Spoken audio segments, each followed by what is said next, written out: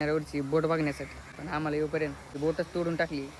हे बघा, तोडताय बोटला.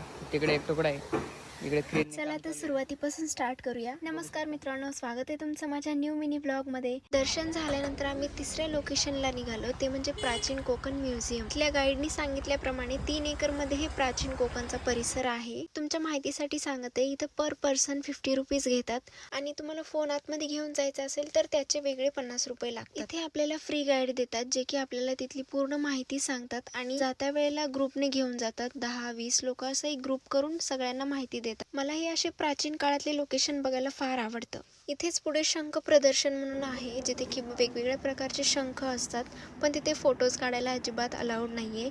पण शेटनी काय केलं, बाहेरूनच कॅमेरा झूम करून एकदम प्रॉपर सगळे व्हिडिओज घेतले होते. आणि इथेच सेलसाठी मोत्यांचे ज्वेलरी सुद्धा अवेलेबल आहेत. इयरिंगची स्टार्टिंग प्राइस 130 पासून आहे आणि ते ओरिजिनल मोती असल्यामुळे प्राइस तर एक्सपेन्सिव्ह असणारच आहे. याच्यानंतरचं लोकेशन आम्ही ठरवलं नव्हतं, रोडला जे दिसेल तिथेच थांबलो होतो, पण एवढ्या आनंदात मी खाली उतरले होते.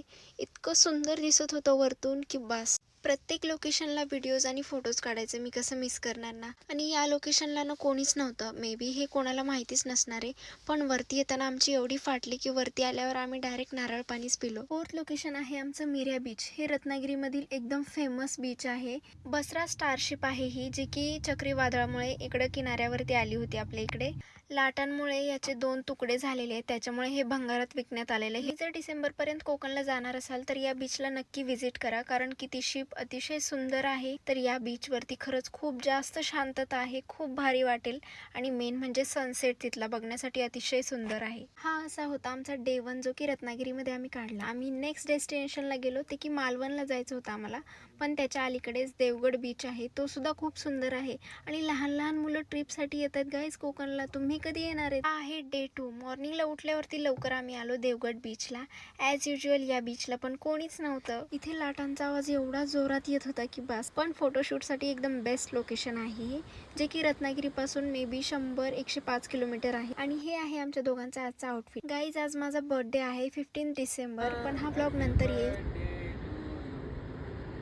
खरंच हा बर्थडे माझ्यासाठी सगळ्या बर्थडेंपैकी बेस्ट असणार आहे, कारण लोकेशन वगैरे इतकं सुंदर होतं. अशा लोकेशनला बर्थडे माझा सेलिब्रेट केला होता शेटनी. आणि मला 21 इयर्स कंप्लीट झालेले आहेत, तर मला 21 गिफ्टसुद्धा भेटलेत. सगळं काही कॉस्मॅटिकच होतं.